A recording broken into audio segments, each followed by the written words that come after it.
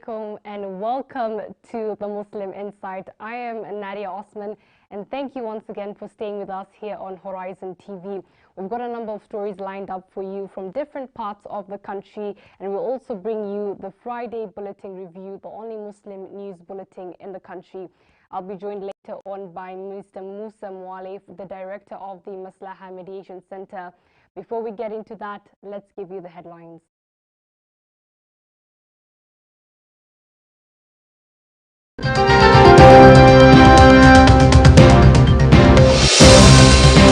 We did an extensive research on the rising cases of divorce, and top on our list as reasons for divorce in Kenya is one is maintenance issues. High rate of divorce call for alarm as cases of divorce spike in the Muslim community. We should be allowed to practice our religion freely as envisaged in the Constitution. Respect the freedom of worship. DPP Haji calls on Muslims to practice their religion without fear.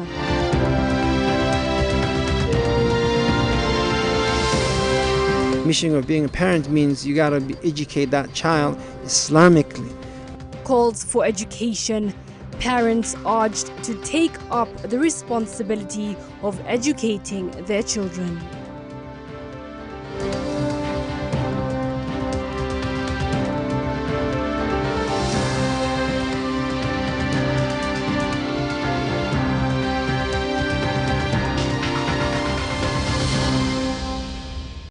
Thank you. And our top story, the number of Muslim divorce cases is on the rise in the country. This is according to a report by the Family Resource Center conducted in Nairobi and Mombasa counties. In an exclusive interview with the Muslim Insight, Jamila Wahome, a counseling psychologist at the Family Resource Center, says lack of maintenance and desertion are the key drivers of divorces.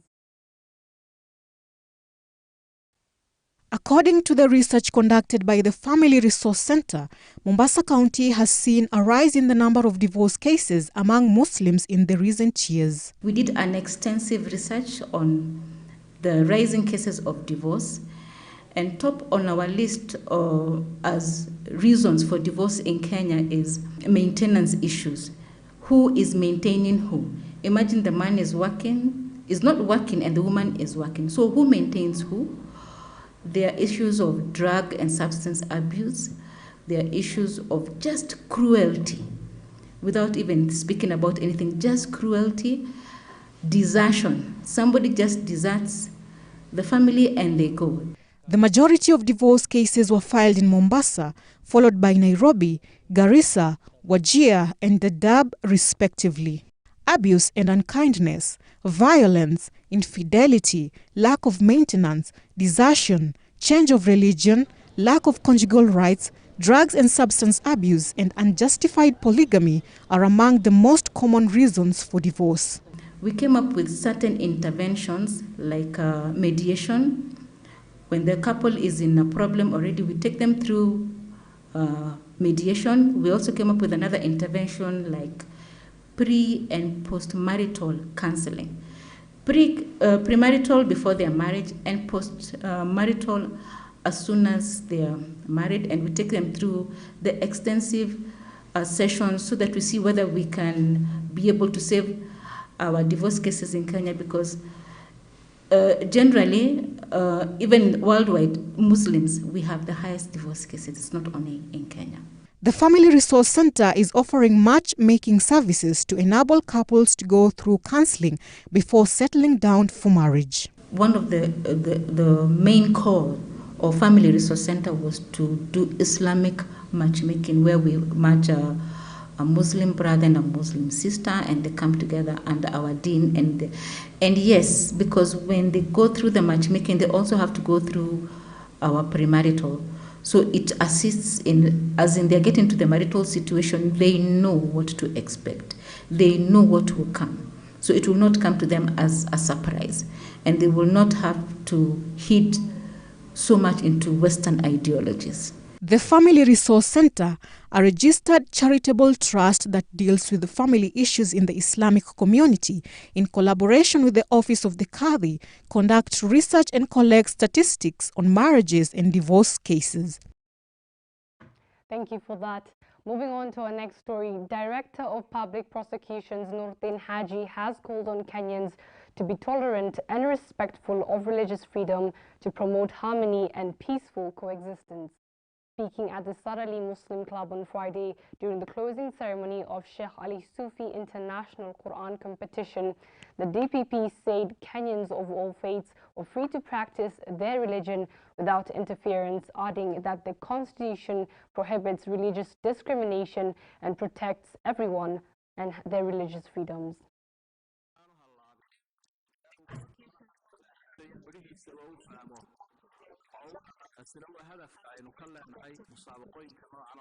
But I think it's very important for us to be able to clarify this, that what the CS was simply saying is that we should be allowed to practice our religion freely as envisaged in the Constitution. That if we want to wear the hijab, then we wear the hijab, and we should not be told where to wear it and where not to wear it. Whether it is in the school, whether it is in the mall, whether it is on the road, our girls, our women, if they so choose, should be able to wear.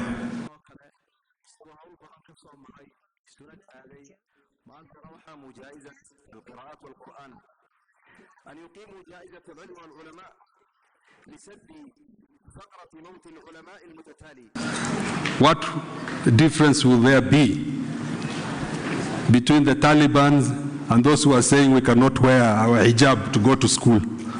Is there going to be any different? Allow us all to practice our religion freely, so that we can also be able to express some of our feelings, and we can also be able to express our religion freely.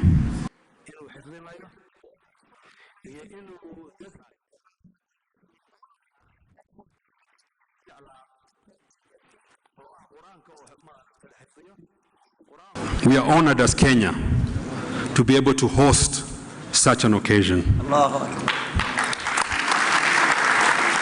In a free environment where we can meet together and even be given security by the government itself to ensure that we as Muslims are able to freely exercise our religion and freely congregate here and be able to undertake this program. Isn't that great? Yes. There are so many other countries that you cannot do.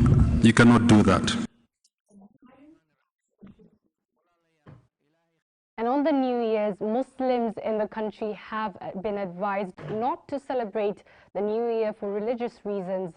Speaking to Horizon TV, Jamia Mosque Committee Nairobi Dawah Officer Sheikh Ratib Abdunur called on the Muslims to use the time to reflect on their deeds rather than engage in festivities and any other celebrations that are not in accordance with the Sharia.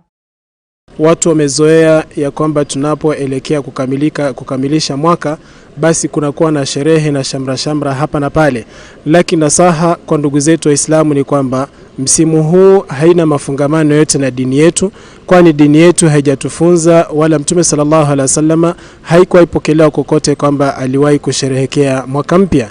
Kwa hivyo ndugu Waislamu, tunaomba ya kuwa katika kuamkia tarehe 1 mwezi wa Januari mwaka 2023 tusiwe wenye kukesha na kwamba tunasherehekea mwaka mpya, kwani umri wako mwanadamu unakuwa ni wenye kukamilika, bali unachofaa kufanya ni nini? Ni kwamba kuchukua mazingatio katika masiku kama haya na kumshukuru Allah subhanahu wa ta'ala kwamba ndio amekuzidishia umri, lakini fanya bidii na ufahamu ya kwamba safari yako kuelekea kaburini imewadia. Unafaa kufanya bidii sana na kujihimiza kutekeleza yale ambayo Mwenyezi Mungu yatakuwa ni yenye kumridhisha na kujaribu kuepukana na yale ambayo yatakuwa ni yenye kumkasirisha. Olive Crescent International School held a one-day lecture on parenting and the importance of education, especially to the Muslim community. The event saw a number of renowned sheikhs from different parts of the world hold talks in an event held at a school in Nairobi. It is not enough for you to have a child. It is crucial for you to understand the mission of being a parent. Mission of being a parent means you got to educate that child Islamically. You got to educate that child in the worldly matters and so on. So we also have seminars for the parents to make sure they understand their responsibility as parents. And we understand how parenting is difficult in modern times. To bring up our children upon Islamic values and ethos is one of the most difficult aspects of mankind currently. Not only Muslims, mankind currently in our generation. And as Muslims, we got to take responsibility, bringing up the next generation intellectual thinkers, creative and innovative minds, infused with Islamic values and ethos. Education is the most important thing in our religion after believing in Allah. And that's why the first ayah that was revealed in the Quran was Iqra, was recite, an indication that knowledge is everything. And especially in this era where there's a lot of unnecessary, if it's not harmful information are being fed to our children. As I always say, in the last 10 or 30 years, the Western society is still trying to feed our children ideologies and ideas and education that is not relevant to our culture, not relevant to our religion, not relevant to our society. And they've been pushing the idea of a secularism. There's no God, so enjoy your life. And this is what we need to work hard to avoid and to protect our children from. Thank you for that. On to more sad news. 2 people were killed by suspected Al-Shabaab militias in Lamu County. The attack comes just a few days after another attack claimed 2 more lives in Pandanguo area in Lamu County.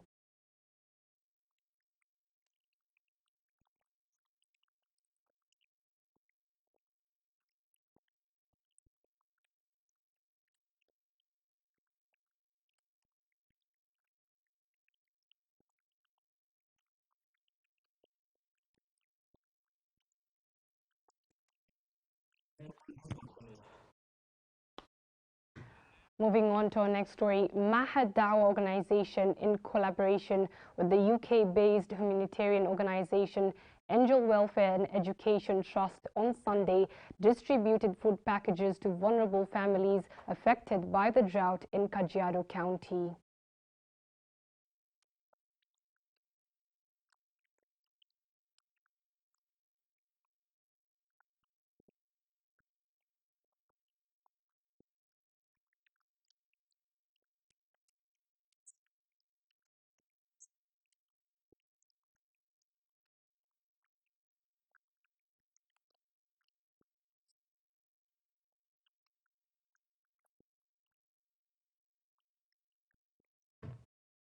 Egyptian memorizer wins Sheikh Sufi International Quran Award held in Nairobi.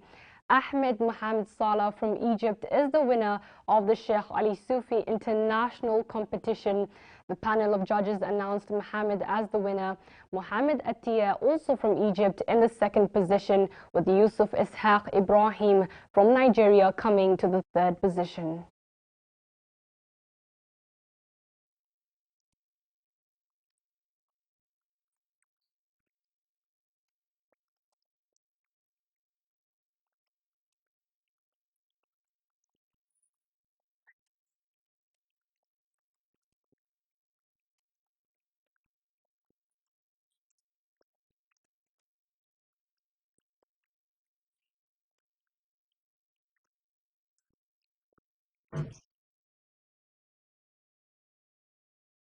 Murshidat's organization holds its annual Girls Mentorship Program in South Sea, Nairobi.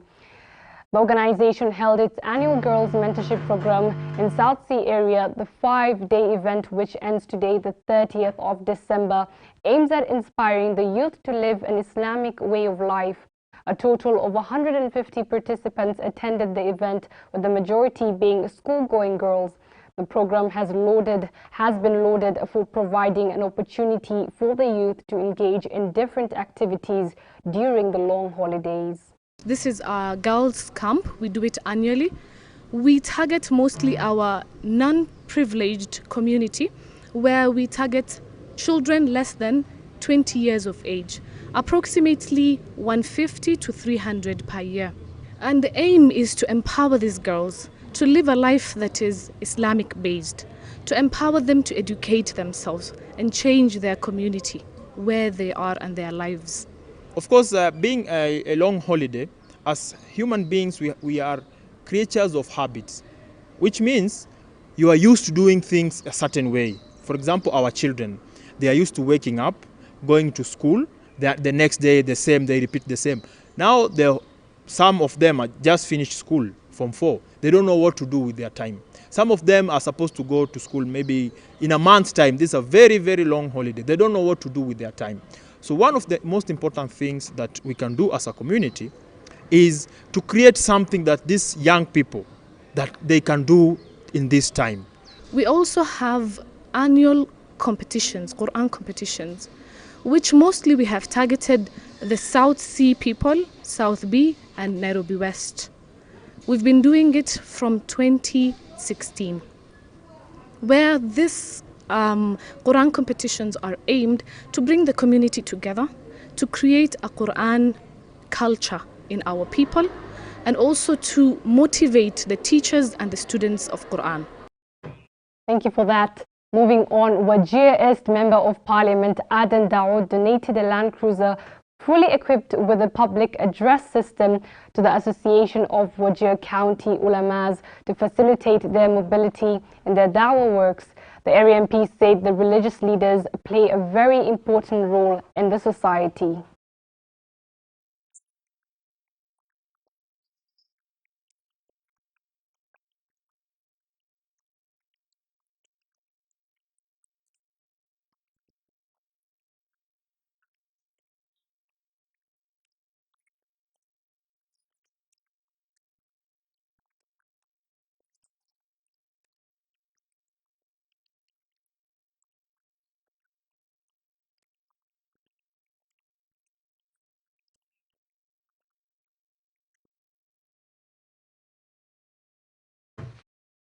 We've come to the end of our first session, but don't go anywhere. We will be back with the review of the Friday Bulletin. Once again, this is the Muslim Insight.